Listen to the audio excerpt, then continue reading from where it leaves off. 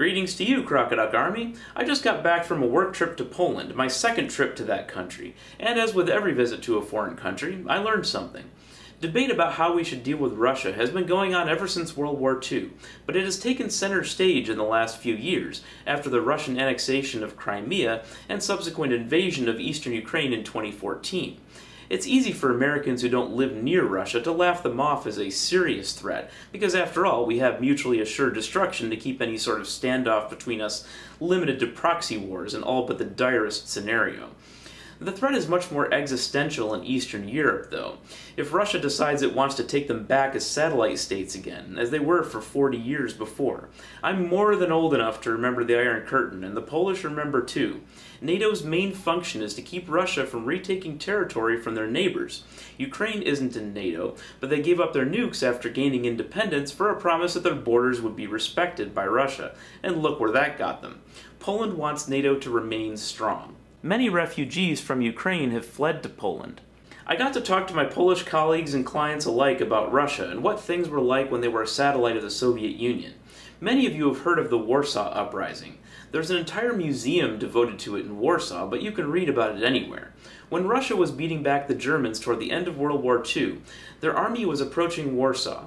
Stalin encouraged the Polish resistance to rise up, and they did, but instead of providing the expected help, the Soviet Union let the uprising get beaten thoroughly by Germany, and the reprisals by the German army against civilians were swift and brutal, with many thousands of civilians killed in block-to-block slaughters of men, women, and children in some neighborhoods. When the smoke finally cleared, the Russians easily forced the Germans out of the city. Why did they do this? Well, Stalin already had a government prepared for Poland based in Russia, and the uprising was being led on behalf of the Polish government in exile that was based in London at the time. Well, that was a long time ago, Zonstar. Sure, and much more recently under Putin, dozens and dozens of journalists have been killed or gone missing. These cases never seem to get solved somehow. Poland was also hit by sanctions from Russia when we sanctioned them for invading Ukraine. The Russian government still sees a lot of its former satellites as wayward children who will eventually come home, which has been underscored in some of Putin's comments regarding the Baltic states and questioning their legality. This all still matters today, and I haven't even mentioned yet the Russia scandal that seems to unfold into new revelations every week.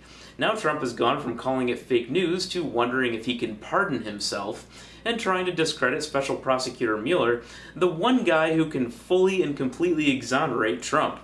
Those who complained during the campaign that Trump shouldn't be criticized for wanting to cozy up to Russia should remember that Russia is not a country that has the Western world's best interests at heart, and never really has. We can and should cooperate with them when there's a common goal, but we cannot forget for a second what their mindset is. They still would like to dismantle NATO so they can flex their military muscle.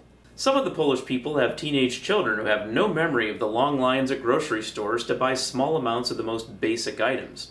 They grow up in a world really not all that unlike a teenager in America does. They can get most anything at most any time as a middle-class family. Poland's economy is doing quite well, with an unemployment rate of just under 5% and a healthy growth rate expected to top 3% this year.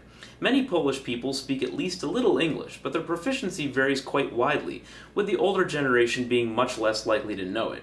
I enjoyed their food, which is very similar to what I have at my Ukrainian in-laws during the holidays. The foods most known to Americans are pierogies, which are basically dumplings, usually stuffed with potato, meat, or mushrooms, and also kielbasa, which is spiced sausage. They like a good hearty soup, borscht being one of the favorites, which is a beet soup. The people definitely tend to be a bit more reserved than average, and often take a while to warm up, but it's worth giving them time to do so.